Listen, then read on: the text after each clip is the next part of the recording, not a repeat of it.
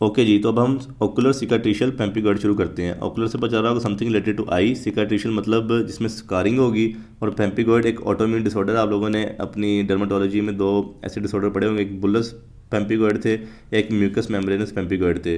तो जो बुलस पेम्पिगॉइड थे वो स्किन पे बन रहे थे हमारी, और जो मेम्ब्रेनस पेम्पिगॉइड थे वो हमारी म्यूकस मेम्ब्रेन थी उनके ऊपर बन रहे थे, मतलब माउथ की मेम्ब्रेन होगी, या फिर जो हमारी कंजक्टिवा की मेम्ब्रेन होगी, तो या फिर जेनिटेलिया की मेम्ब्रेन्स होंगी तो उसके ऊपर बन रहे थे। तो अब हम पढ़ेंगे म्यूकस मेम्ब्रेनस पेम्पिगॉइड, ठीक है, जो कि एक ऑटो इम्यून डिसऑर्डर मैं आप लोगों को बता चुका हूँ कि इसमें सेल्स का डिफेक्ट आएगा कि वो ऐसी एंटीबॉडीज बनाएंगे कि जो हमारी बॉडी के एंटीजन के खिलाफ होगी।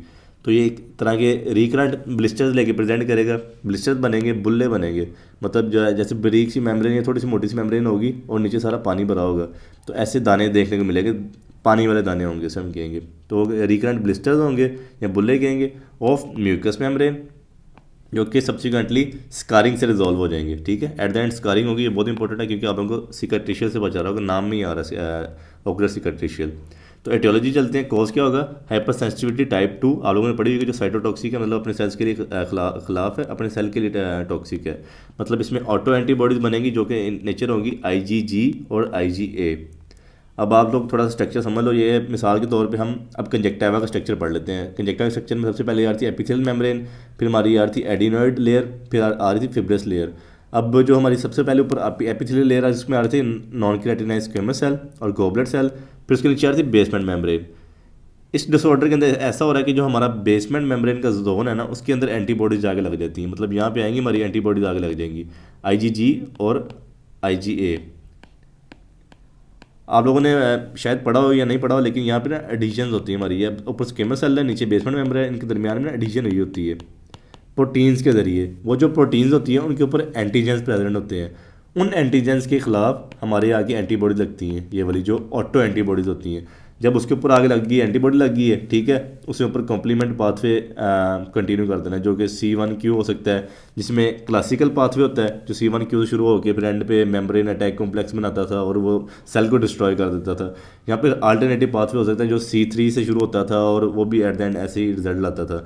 लेकिन इसके अंदर हमारे और भी पार्टिकल रिलीज होते हैं जो कीमोटैक्सिस करते हैं। मैं इसकी डिटेल में नहीं जा रहा कॉम्प्लीमेंट सिस्टम की, लेकिन आप ये याद रख लो इसमें पार्टिकल रिलीज होंगे ऐसे, इनके ही स्ट्रक्चर के, वो कीमोटैक्सिस करेंगे, वहाँ पे इन्फ्लेमेटरी सेल्स आ जाएंगे हमारे, जो कि ल्यूकोसाइट्स वगैरह हैं, मैक्रोफेजीज हैं, ठीक है, वो यहाँ पे आके अच्छी खासी इन्फ्लेमेशन कर देंगे बेसमेंट मेम्ब्रेन के रीजन में।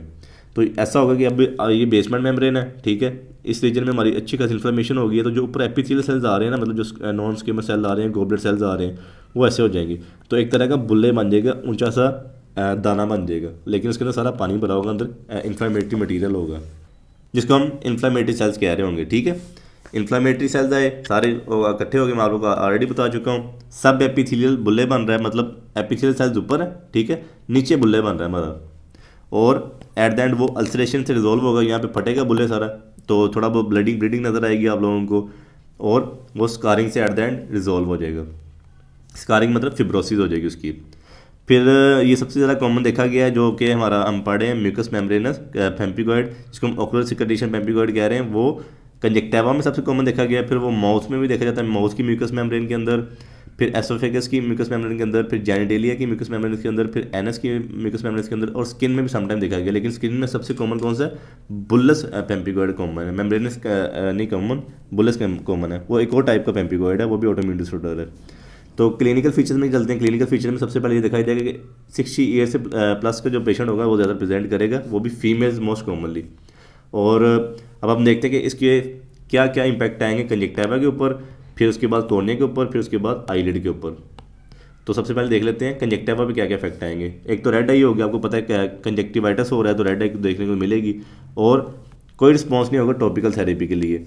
जब हम लास्ट पढ़ रहे थे एलर्जिक कंजक्टिवाइटिस वगैरह, तो उसके अंदर ये हो रहा था कि अगर हम टॉपिकल हिस्टामिन दे रहे थे, एंटी हिस्टामिन दे रहे थे, या topical anti inflammatory drugs they रहे थे, तो हमें सुकून हो जाता था, पेशेंट रिलीफ फील करता था। लेकिन टॉपिकल एंटी हिस्टामिन को क्यों रिएक्ट नहीं कर रहा, क्योंकि ये टाइप 2 हाइपर सेंसिटिविटी है, ठीक है, टाइप 2 हाइपर सेंसिटिविटी इसके अंदर आईजीजी इन्वॉल्व है। आईजीजी को हमने अगर ड्रॉप करना होगा, नीचे फेंकना होगा, तो हमें इम्यूनोसप्रेसिव ड्रग्स देनी पड़ेंगी। उसमें एंटी इन्फ्लामेटरी छोटी मोटी ड्रग्स या एंटी हिस्टामिन का तो रोल ही नहीं है, क्योंकि इसमें कौन सा मास्ट सेल इन्वॉल्व है, ठीक है। तो इस वजह से टॉपिकल थेरेपी को कोई रिस्पॉन्स ही नहीं देगा, और उसमें बुल्ले बनेंगे, ठीक है, जो रप्चर होंगे, अल्सरेशन होगी और स्कारिंग हो जाएगी।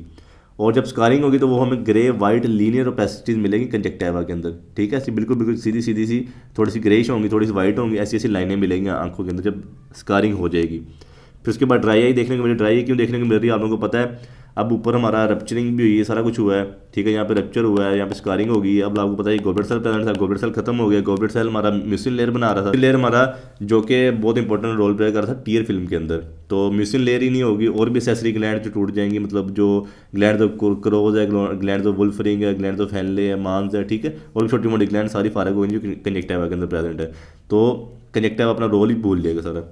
और फिर सिम्बलेफ्रॉन देखने को मिलेगा। सिम्बलेफ्रॉन क्या होगा, आप लोगों को मैंने पढ़ाया था कि ये हमारा, अब ये मिसाल के तौर पे सामने कॉर्निया हमारा, ठीक है, और ये जो पीछे रेड लेयर दिखा रहा हूँ ये हमारा है बल्बर कंजक्टिवा, फिर उसके बाद आ रहा है फोनिकल कंजक्टिवा, फिर उसके बाद हमारा आ रहा है पल्पेब्रल कंजक्टिवा। इस केस के अंदर ये हो रहा है कि अब ये भी, इसके अंदर भी अल्सरेशन चली है, इसके अंदर भी अल्सरेशन चली है, और ये दोनों एट द एंड आपस में फ्यूज़ हुए हैं, और इनकी आपस में स्कारिंग होगी, आपस में सुई धागे हो गए हुए हैं, और ये दोनों आपस में जुड़ गए हुए हैं, ठीक है। तो उसको हम कहते हैं सिम्बलेफ्रॉन, जिसके अंदर पल्पेब्रल कंजक्टिवा और बल्बर कंजक्टिवा आपस में जुड़ जाएं। और एनकाइलोब्रेफ्रॉन को क्या कहते हैं कि जो हमारे आईलिड के मार्जिन है ना सामने वाले, ठीक है, वो दोनों आपस में जुड़ जाएं। अगर वो क्यों जुड़े होते हैं, इसके अंदर भी हो सकता है केस, अगर कोई पेशेंट 2 दिन के लिए 1 दिन के लिए आंखें बंद करके रखेगा तो स्कारिंग हो जाएगी, ठीक है। स्कारिंग किसकी होगी, दोनों पल्पेब्रल कंजक्टिवा होगी, ऊपर वाला पल्पेब्रल कंजक्टिवा, नीचे वाला पल्पेब्रल कंजक्टिवा। या फिर ये केस हो सकता है कि जो उसके बुल्ले थे, सोया हुआ था, बुल्ले फटे हैं, ठीक है, वो स्क्रीशन वगैरह निकली हैं, स्क्रीशन जब वो आंखें बंद थी, ठीक है, और स्क्रीशन यहाँ पे निकली हैं, वो सूख गई हैं, सूखेंगी तो आंखें सारी बात है वो आपस में जुड़ जाएंगी, तो उनको खोलना मुश्किल होगा, उसको कहेंगे एनकाइलोब्रेफ्रॉन हो गया। फिर कॉर्निया हो सकता है। कॉर्निया के अंदर क्या क्या चीज़ें आएंगी, कॉर्निया के अंदर एक सबसे पहले ड्राइनेस आएगी। ड्राइनेस क्यों आ रही है वो आप लोगों को बता चुका हूँ कि एपिथेलियल फिल्म डिस्टर्ब हो रही है। तो एपिथेलियल फिल्म डिस्टर्ब होगी तो हमारे एपिथेलियल सेल एक्सपोज हो जाएंगे कॉर्निया के, तो उसके अंदर एपिथेलियल डिफेक्ट्स देखने को मिलेंगे, पंक्टेड एपिथेलियल डिफेक्ट्स हो जाएंगे, क्योंकि अब सामने कॉर्निया फिल्म तो है नहीं, फ्रिक्शन हो रही सारी। और फिर कॉर्नियल वास्कुलराइजेशन होगी, न्यू वास्कुलराइजेशन होगी, कॉर्निया के अंदर नई वेसल जाना शुरू हो जाएंगी, ठीक है। आपको पता है जहाँ पे भी इन्फ्लेमेशन हो रही है तो वहाँ पे हमारी न्यू वास्कुलराइजेशन हो जाएगी। न्यू वास्कुलराइजेशन होगी तो कैराटिनाइजेशन भी हो जाएगी। कैराटिनाइजेशन क्या होती है कि मतलब हमारे जो कॉर्निया है ना सामने, इसके अंदर नॉर्मली केराटोसाइट्स प्रेजेंट होते हैं, लेकिन केराटोसाइट्स वहाँ पे केराटिन वाले एपिथेलियल सेल्स नहीं बना रहे होते, वो हमारा स्टोमल स्ट्रक्चर मेंटेन कर रहे होते हैं। कॉर्निया के लिए वो इंपॉर्टेंट एक्स्ट्रा का स्ट्रक्चर है, कॉर्निया में पढ़ेंगे, लेकिन इसके अंदर वो डिफेक्टिव हो जाते हैं, वो भी क्योंकि इन्फ्लेमेशन सीधा चल रही है, तो वो भी एपिथेलियल सेल्स वो वाले बनाने शुरू कर देते हैं जिसके अंदर कैरेटिन होते हैं, कैरेटिनाइज्ड एपिथेलियल सेल्स बनाना शुरू कर देते हैं। स्किन हमारे कोनिक सामने आ जाएंगे, उसके अंदर कैरेटिन प्रेजेंट होगा, कैरेटिन ब्लैक कलर का, और वो ओपेसिटी ले आएगा हमारे कोनिक आगे, तो टिया हमारी विजुअलिटी डिस्टर्ब हो जाएगी। और दूसरा ये हो सकता है कि जो कंजक्टिवाइजेशन हो जाए, मतलब कि अब सामने हमारा कॉर्निया था, ठीक है, ये हमारा लिम्बस है, अंदर सारा कॉर्निया है, साइडों पे सारा हमारा कंजक्टिवा है, ठीक है। अब इतनी ज़्यादा इन्फॉर्मेशन हुई है, बुलस बने हैं, स्कारिंग हुई है, ये वाले जो लिम्बस सेल्स हैं ये भी डिस्टर्ब हो गए हैं, तो हमारा कंजक्टिवा जाता है, कंजक्टिवा के सेल्स उसके ऊपर जाके पड़ना शुरू हो जाते हैं कॉर्निया के ऊपर, तो मतलब कंजक्टिवालाइजेशन होनी शुरू हो गई है, कंजक्टिवा के सेल्स कॉर्निया के ऊपर जाना शुरू हो गए हैं। नॉर्मली भी ऐसे होता है कि कंजक्टिवा के सेल चले जाते हैं, फिर वो खुद ब खुद ही एक तरह का रेवोल्यूशन आती है, और जो हमारे कंजक्टिवल सेल्स होते हैं वो अपने आप को बदल लेते हैं कॉर्निया के सेल्स के अंदर। लेकिन यहाँ पे ये केस नहीं होगा, अगर वहाँ पे सेल्स चलेंगे तो अगर तो हमारी आंख ठीक हो जाएगी तो खुद ब खुद ही सेल कन्वर्ट हो जाएंगे कॉर्नियल सेल्स के अंदर, तो ये कंजक्टिवाइलाइजेशन हो जाएगी। आईलिड के अंदर क्या होगा, आईलिड के अंदर ब्लड फ्लैट टेस्ट मैंने आप लोगों को पढ़ाया था कि इन्फेक्टिव ब्लड फ्लैट टेस्ट हो सकता है, जो हमारे कॉर्नर्स आईलिड के, ठीक है, आईलिड मार्जिन है वो डिस्टर्ब हो जाता है इसके अंदर, उसमें इन्फेक्टिव भी हो सकता है जिसको हम अल्सरेटिव भी कह रहे थे, या फिर स्क्वेमस हो सकता है। स्क्वेमस इस केस के अंदर ज़्यादा देखा जा सकता है, या फिर पोस्टीरियर ब्लड फ्लैट टेस्ट हो सकता है, इसके अंदर मूविंग ग्लैंड बहुत ज़्यादा हाइपर एक्टिव हो जाती हैं। तो फिर आप लोगों को पता है कि अगर हमारा ये आईलिड अंदर से है, पल्पेब्रल कनेक्टिवा, अगर इसके अंदर स्कारिंग होगी, ठीक है, स्कारिंग होगी तो स्कारिंग हमेशा उस जगह पे खींच मारती है, साइडों से जो उसका मांस होता है ना अपनी तरफ सारा खींचती है, तो जब वो खींचेगी तो जो हमारे आईलिड होंगे ना वो अंदर की तरफ इवर्ट कर जाएंगे, तो उसको हम कहेंगे एंट्रोपियन, हमारे आईलिड अंदर को मुड़ गए हुए हैं, ठीक है, आईलिड के जो कॉर्नर है मार्जिन अंदर को मुड़ गए हैं, साथ में बाल भी लेके मुड़ जाएंगे, जो हमारी आई लैशेस से उनको भी अंदर को लेके मुड़ जाएंगे, वो जाके हमारे आई ग्लोब पे लगेंगे, टिकेसिस भी हो जाएगा, एंट्रोपियन भी हो जाएगा, ब्लड फ्लैटस भी हो जाएगा। एंड स्टेज क्या होगी इसकी कि ड्राई आई हो जाएगी। ड्राई सिंड्रोम जो मतलब ने पढ़ा हुआ है टोटल सिम्बलेफ्रॉन हो जाएगा और कॉर्नियल वास्कुलाइजेशन होगी, इतनी ज़्यादा वेसल्स आ जाएंगी, हमारी कॉर्निया सारी डिस्टर्ब हो जाएगी और सारा क्रेटिनाइजेशन हो जाएगी। तो एंड स्टेज ये देखने को मिलेगी। डायग्नोस्टिस बेस पे करना क्लिनिकली जो साइंस एंड सिम्टम मैंने बता दिए हैं, या फिर कंजक्टिवल बायोप्सी करेंगे, कंजक्टिवा को उसका थोड़ा बहुत पीस निकाल के तो बायोप्सी के लिए भेजेंगे, तो 83% ये केस पॉजिटिव ही निकलता है। उसके अंदर हम देखते हैं कि बुल्ले बने हुए हैं या जो एंटीबॉडीज़ वगैरह प्रेजेंट है और क्या क्या इन्फ्लेमेटरी प्रोसेस चल रहा है, सारा वहाँ पे हम बायोप्सी में देखते हैं और इम्यूनोहिस्टोकेमिकल्स चेंज करते हैं ताकि हम एंटीबॉडीज़ देख सकें, एंटीबॉडीज़ प्रेजेंट है कि नहीं, जो कि ऑटो एंटीबॉडीज़ हैं। और फिर ट्रीटमेंट क्या होगा, आर्टिफिशियल टीयर देंगे ड्राई आई के लिए, ड्राई आई हो रही है क्योंकि आपको पता ही है, और टॉपिकल स्टीरॉइड्स देंगे, स्टीरॉइड्स या फिर इम्यूनोसप्रेसिव जो कि साइक्लोस्पोरिन है, क्योंकि एंटीबॉडीज इन्वॉल्व हैं इसके अंदर, हमारे साइटोटॉक्सिक सेल्स नहीं इन्वॉल्व, हम कह देंगे सेलुलर है या फिर कोई मास सेल वगैरह है तो उसके लिए वो ट्रीटमेंट कर लें, लेकिन इसके लिए इम्यूनोस्पेसिफिक ट्रीटमेंट करना पड़ेगा हमें, स्टीरॉइड देने पड़ेंगे, साइक्लोस्पोरिन देनी पड़ेगी, विटामिन ए देंगे हम केराटिनाइजेशन के लिए। केराटिनाइजेशन तब भी हो रही है जब हमारे नॉर्मल सेल डिस्टर्ब हो गए, केराटोसाइट डिस्टर्ब हो गए हुए, तो क्या हमारी आई के जो नॉर्मल सेल्स हैं उसके लिए विटामिन ए बहुत ज़रूरी है उनकी हेल्थ के लिए, प्रॉपर वर्किंग के लिए। तो विटामिन ए देंगे, वो अपनी वर्किंग में चले जाएंगे और केराटिनाइजेशन रिड्यूस हो जाएगी। तो टॉपिकल एंटीबायोटिक्स दे देंगे ताकि सेकेंडरी इन्फेक्शन ना हो सके, और लिड हाइजीन करनी है, पेशेंट को बता रहे हैं कि भाई अपनी आंख को साफ रखो कम्प्लीटली, ठीक है।